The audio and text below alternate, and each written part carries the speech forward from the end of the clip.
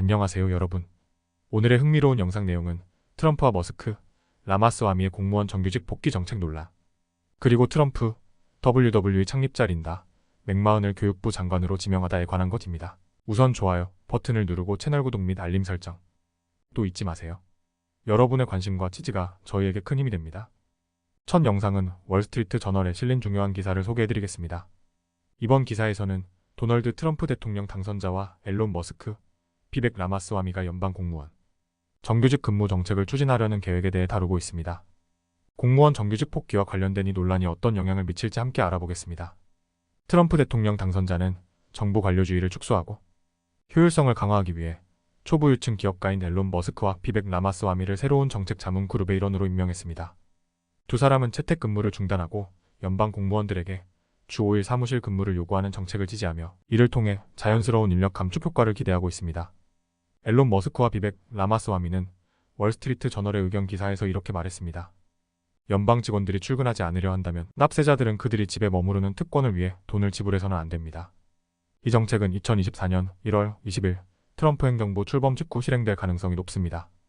트럼프 전환팀은 공무원 정규직 근무를 의무화하면서 관료주의를 축소하고 연방 정부의 운영을 효율화하려는 목표를 가지고 있습니다. 그러나 이와 같은 강력한 정책 변화는 다음과 같은 문제를 일으킬 수 있습니다. 연방 공무원들의 반발, 약 230만 명의 연방 공무원 중 절반 이상은 이미 현장에서 근무 중이며 재택근무를 병행하는 이들도 근무 시간의 61% 이상을 직장에서 보내고 있습니다.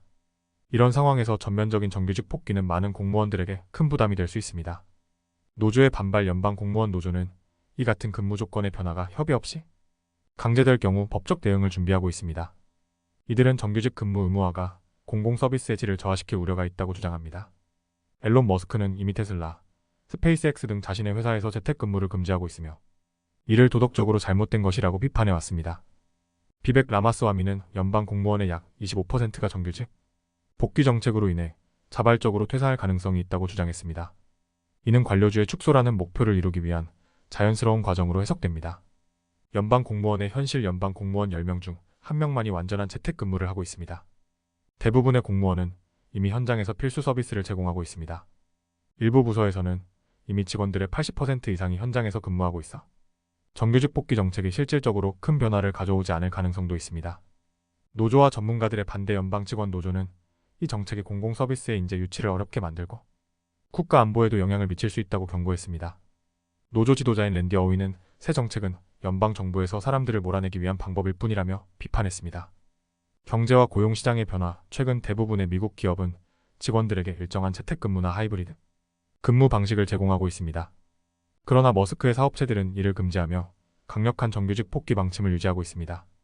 트럼프와 머스크, 라마스와미가 추진하는 정규직 복귀 정책은 효율성을 강화하려는 목적이 있지만 연방 공무원들과 노조의 강력한 반발을 초래하고 있습니다.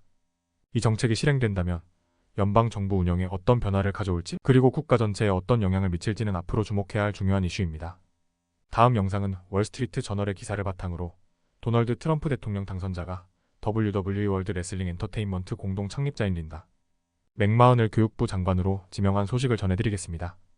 트럼프의 교육 정책과 교육부 폐지 계획, 그리고 이에 대한 정치적 논란까지 차근차근 살펴보겠습니다. 린다 맥마흔은 WWE를 설립하고 엔터테인먼트 산업에서 큰 성공을 거둔 기업가입니다. 그녀는 트럼프 행정부의 첫 임기 동안 중소기업 청장을 역임했으며 이번에는 교육부 장관으로 지명되었습니다. 맥마흔은 코네티컷주 교육위원회에서 잠시 활동하며 교육 관련 경험을 쌓았고 학교 선택권과 직업 교육을 강화하는 정책을 지지해왔습니다. 그러나 그녀의 가장 큰 관심사는 교육에 대한 지역의 통제권을 강화하고 연방 정부의 개입을 줄이는 것입니다. 트럼프 대통령 당선자는 교육부를 부풀려진 관료 조직이라고 비판하며 이를 해체하거나 역할을 축소하겠다는 의지를 밝혔습니다. 교육부는 현재 저소득층 및 장애 학생 지원, 1조 6천억 달러 규모의 학자금 대출 프로그램 관리, 차별 방지 등 중요한 역할을 담당하고 있습니다. 그러나 트럼프는 교육부의 권한을 약화시키고 연방 정부의 개입을 줄여 각 주가 학교 운영의 주도권을 가지도록 하겠다고 강조했습니다. 트럼프는 교육부를 폐지하거나 주요 기능을 다른 연방 기관으로 이전하는 방안을 검토 중입니다. 하지만 이를 실행하려면 의회의 승인이 필요하며 상당한 정치적 도전이 예상됩니다. 맥마흔은 다음과 같은 교육 정책을 지지하고 있습니다. 지역 통제권 강화 교육 정책, 결정권을 각 주와 지역에 위임해 연방 정부의 역할을 최소화하려는 입장입니다. 학교 선택권 확대 연장, 학교와 같은 대안적 교육 방식을 통해 학부모와 학생들에게 선택권을 제공하는 것을 강조합니다. 직업교육 강화 학생들이 실질적인 직업기술을 배울 수 있도록 직업 및 기술 교육 프로그램 확대를 추진합니다. 정치적 도전 교육부를 완전히 폐지하려면 상원의 과반수 승인이 필요하며 이는 공화당과 민주당 모두에게 정치적으로 민감한 이슈입니다.